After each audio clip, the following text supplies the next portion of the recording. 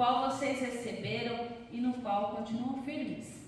Por meio dele vocês também são salvos, se retiverem a palavra assim tal como a preguei a vocês, a menos que tenham crido em vão.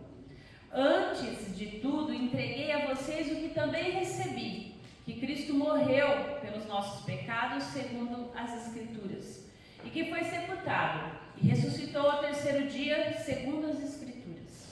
E apareceu a Cefas, e depois aos 12.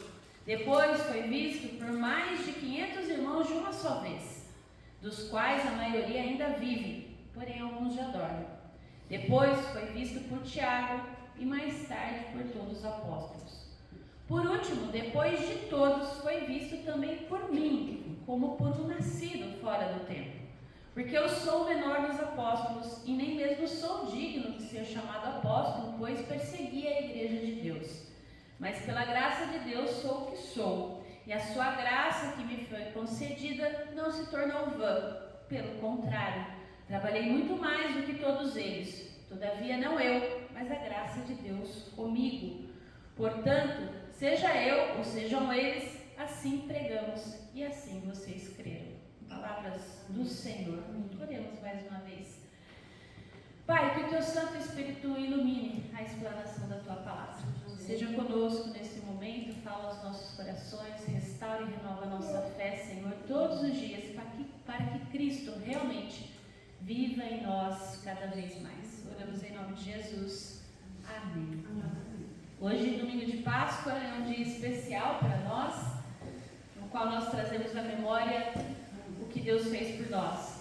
Os textos que nós lemos também enfatizam a bondade de Deus e a realidade do Cristo vivo, de um Cristo que está vivo. Nós lemos o Salmo 118, que ele inicia desafiando a prática da gratidão diante da bondade e do amor de Deus.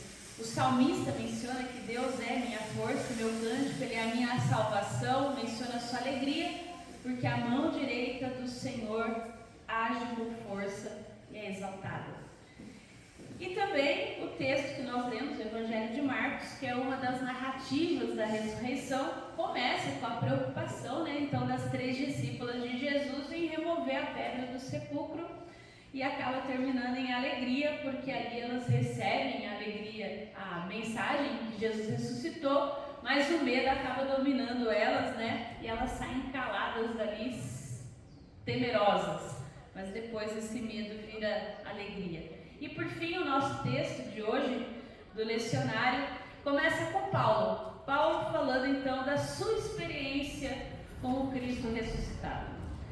Ele vai falar que o evangelho que ele recebeu é a mensagem de morte e ressurreição de Jesus. E que é nesse evangelho que aquela comunidade deveria perseverar. E, portanto, também é nesse evangelho que nós devemos perseverar.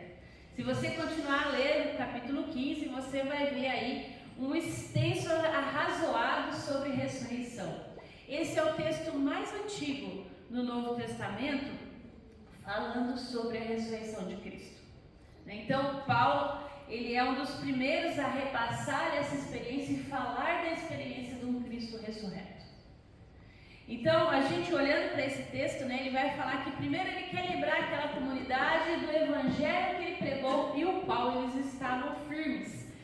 E isso representa para a gente, assim, uma lembrança em algumas etapas. Primeiro, o anúncio.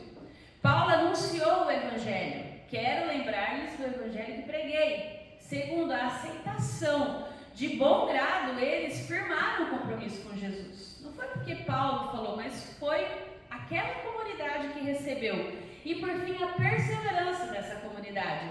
Eles continuaram firmes no compromisso que haviam firmado. Paulo fala, no qual vocês estão firmes. E então a gente vê aí para nós também um desafio de perseverança, ainda nos nossos tempos de hoje.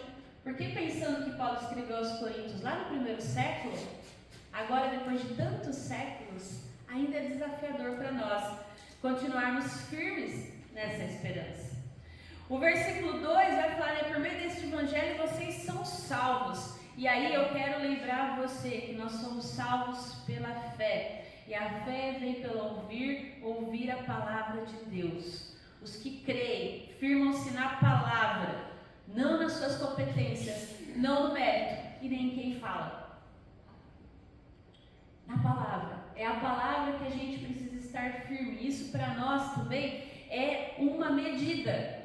No que nós estamos baseando a nossa fé? Na palavra do Senhor, em buscar conhecer a palavra do Senhor. É isso que Paulo exorta aquela primeira comunidade. Depois o verso 3 vai falar, né, transmitir o que recebi, que Cristo morreu pelos nossos pecados. A pregação de Paulo, ela não resulta dos seus próprios pensamentos, mas da realidade que ele havia recebido. O conteúdo da sua pregação era a história de Cristo, que o comissionaram a pregar. E pode ser às vezes repetitivo, Gisele, mas todo domingo a gente escuta isso, é todo domingo. Se a gente não pregar o evangelho aqui nesse púlpito, todo domingo alguma coisa está errada. A gente precisa pensar nisso, refletir nisso, porque esse evangelho a gente precisa pregar todos os dias para nós, não é só no domingo. É lembrar que Cristo deu a sua vida para nos salvar. Paulo, aqui a resposta do apóstolo, né, apresenta a filosofia da sua pregação. Eu vou pregar Cristo. A sua presença entre eles é unicamente para anunciar o evangelho.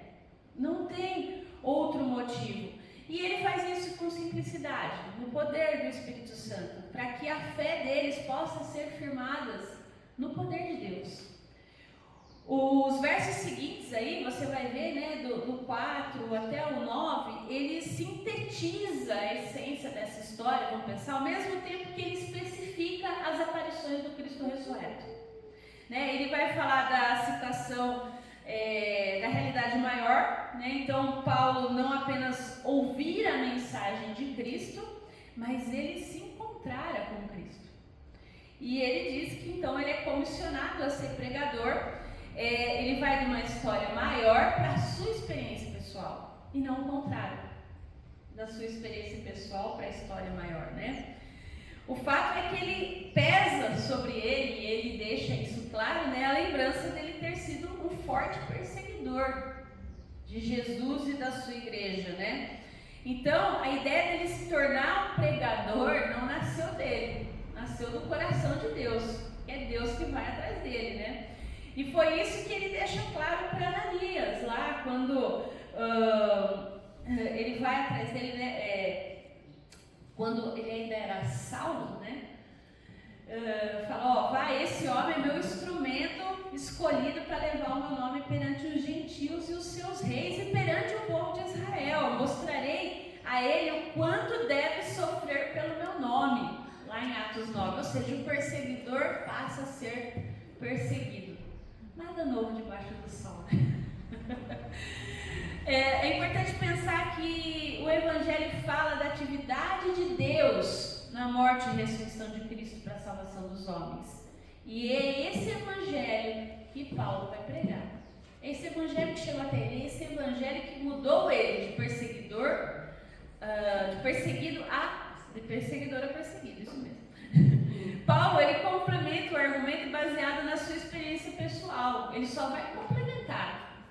Mas a parte pessoal dele é o que menos importa. E aí ele vai falar, ó, se eu sou alguma coisa, é pela graça de Deus. Pela graça de Deus eu sou o que sou. A sua graça para comigo não foi inútil. Ao contrário, né, ele vai falar que trabalhou mais do que todos. Mas não ele, mas a graça de Deus que era com ele. Então a pessoa cheia de energia, Deus vai lá e muda o foco dessa energia. Né? Deus não transformou o caráter de Paulo, aliás, Deus transformou o caráter de Paulo, mas não a personalidade de Paulo. Né? Aquela ênfase, aquela vontade que ele tinha de perseguir, agora ele tem para pregar, para falar. Né? Deus transforma o caráter das pessoas, mas a personalidade, aquilo que você é, onde você deposita a sua energia, o que te motiva, Deus agora vai para a parte, vai fazer o que é bom, o que é certo. E aí o reconhecimento maior do apóstolo Paulo é que tudo é dom da graça. Tudo é dom de Deus. Ele entende que o que ele tem, a sua capacidade, não seria nada sem a graça de Deus. Que ele não poderia fazer nada. E foi essa graça que o buscou. E tendo toda a razão para detestá-lo, ainda assim o amou. E ainda assim o comissionou. Paulo unicamente faz a sua parte trabalhando o quê? Arduamente, a ponto de doar-se sem reservas ao Cristo que chamou. E aí o nosso texto aqui, para a nossa reflexão, ele se encerra no 11, né, dizendo, porque quer tenha sido eu, quer tenha sido eles, e isso que pregamos é isso que vocês creram. A autenticidade da mensagem não está na eloquência do pregador. Ajuda, mas não é isso. Mas está na dependência do Senhor que pregamos. Não importa quem prega, mas o que se prega e o modo como se vive essa mensagem pregada. Isso é extremamente importante. A verdade do Evangelho é única e independe de quem fala. Né? Tanto que Paulo lá tem uma certa situação, mas estão pregando, não importa que preguem. Né? Paulo ele tinha essa convicção e ele chega a dizer, ainda que um de nós, um anjo, pregue um evangelho diferente daquele que nós pregamos, que seja amaldiçoado. Ou seja, é o evangelho que é o foco. Qual é a mensagem? Cristo ressuscitou. Ele venceu a morte e ele disse que nós venceremos. E eu queria pensar com você que o domingo da ressurreição, ele é propício para nós refletirmos a autenticidade da nossa fé e da nossa pregação. Como igreja, como IPI de Araraquara, como membros dessa comunidade, o que nós temos pregado, como nós temos vivido essa pregação. Cristo vive. Sem essa certeza, a nossa fé não valeria nada. É isso que Paulo fala, porque ainda naquela comunidade tinham aqueles que duvidavam. Por isso que ele vai enfatizar, ele vai trabalhar tanto a questão da ressurreição nos versículos seguintes aqui do capítulo 15. Paulo, ele principia afirmando então, quero lembrar do evangelho que preguei. Envolve anúncio, vocês aceitaram, vocês receberam, vocês estão firmes. Então, anúncio, aceitação e perseverança. Nós temos anunciado, nós temos aceitado esse evangelho na nossa vida de fato, o quanto esse evangelho muda quem nós somos, as nossas atitudes, a nossa forma de viver. Isso tem transformado o nosso caráter de fato? E será que nós estamos perseverando nisso? Porque sim, vai ter dia que parece que a gente dá dá um passo para frente e 2 para trás. E é nessa hora que a gente tem que realmente se colocar na cruz e pedir perdão, Senhor, me ajuda, eu quero ser um ser humano como o Senhor foi. Foi o que a gente viu na quinta-feira. A nossa referência de humanidade começa no amor de Deus. Né? Cristo sendo humano, Cristo sentindo, Cristo chorando, Cristo sendo humano. E a gente se colocando diante dele, realmente vivendo esse evangelho. Não é só uma mensagem para depois que nós morrermos. Eu vou ter um lugar no céu. Não, o evangelho é vida agora. Ele vem transformar as nossas realidades de morte cotidianas. E é importante a gente pensar isso, porque a pregação autêntica, ela tem um conteúdo redentivo. Ela redime a minha vida, ela redime a minha história, ela redime meu caráter. Ela redime as minhas ações. Eu vou errar, porque o pecado ainda está aqui, ainda coabita no nosso meio. A promessa é que quando Cristo voltar pela segunda vez, ele realmente seremos transformados, nosso corpo transformado, não vai ter mais pecado, não vai ter mais dor. Enquanto isso não acontece, o quanto a mensagem do Evangelho tem redimido a minha vida. É muito importante nós pensarmos sobre isso. Eu sei, cara. Na hora da dor, do sofrimento, esse Cristo está caminhando comigo. E Ele vai redimindo a minha dor e o meu sofrimento. Não quer dizer que eu não vou sentir, mas quer dizer que eu não estou sozinho, sentindo e vivendo tudo isso. Eu estou ali perseverando. A pregação autêntica apresenta Cristo vivo, capaz de salvar os que neles creem, capaz de mudar história. E esse conteúdo redentivo não é autoajuda, como a gente tem visto por aí. Entretanto, está firmado na ajuda do alto. Jesus deixou a sua glória, assumiu a forma humana, como tão bem descreveu o apóstolo João, aquele que é a palavra tornou-se carne e viveu entre nós. E Paulo, ele completa, falando da humilhação e da exaltação de Cristo, lá em Filipenses, capítulo 2. O que torna a nossa palavra válida é que por meio dela, Deus realiza maravilhas. O evangelho que nós pregamos transforma as vidas. A graça de Deus na vida humana transforma a nossa realidade. E aí, Tim Keller fala: a verdadeira graça sempre resulta em vidas transformadas, marcadas pela santidade e pela justiça. Quais são as marcas que nós temos carregado na nossa vida? E eu queria ir para a conclusão pensando que Paulo não criava uma nova doutrina. A sua pregação é firmada na palavra. No Antigo Testamento, no testemunho daqueles que haviam convivido e aprendido com Jesus. Na versão revista atualizada, a declaração é ainda mais incisiva. Antes de tudo vos entreguei o que também recebi. Vivemos dias difíceis. Pregadores abandonando a fundamentação bíblica, porque afinal todo mundo quer vitória. Só que esquece que antes da vitória tem a batalha. E na hora que está na batalha, esquece-se de Deus. E resmunga, e reclama, e murmura. E a gente acaba entrando nessa onda de discursos promocionais, né? De super-heroínas e de super-homens que depois estão ali quebrados, porque não encontraram o Cristo que sofreu na cruz. Ele ressuscitou, ele é vitorioso, ele garante para a gente a vitória, só que às vezes a vitória não é bem a que a gente espera. Jesus morreu na cruz, e isso foi loucura para muitas pessoas. É uma vitória ao contrário, né? O reino de Deus tem uma lógica invertida, só que por ele morrer na cruz, ele pode ressuscitar. E diz a palavra que para planta crescer, a semente tem que morrer. E às vezes na nossa vida tem que morrer o egoísmo, tem que morrer o egocentrismo, tem que morrer as nossas vontades para que outras coisas nasçam e cresçam. Mas a gente sempre acha que não. Se possível, a gente não quer abrir mão de nada.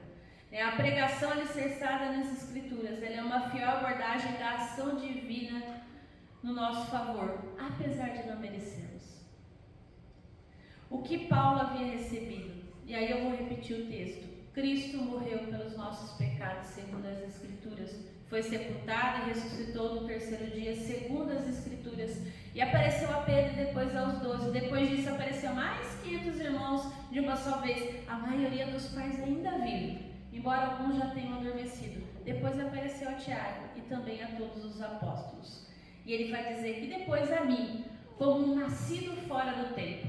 Essa palavra no original seria mais parecida com a palavra aborto, como que um abortado após o tempo, daquele que não tinha vida, né? Porque o aborto é aquela criança que não vingou, como diria os antigos, mas daquele que não tinha vida, que não tinha esperança, nasceu alguém que foi, que pregou, que fez, que falou. Então até aquelas pessoas que a gente acha que não tem esperança, que não tem jeito, para Deus tem jeito. Se o Evangelho chegar, ele transforma a morte em vida, ele restaura a vida, ele transforma a vida, ele muda a história. Mudou a história de Paulo, pode mudar a sua também. Creia nisso. Ore, peça a Deus, trabalhe, leia a palavra, conheça a palavra.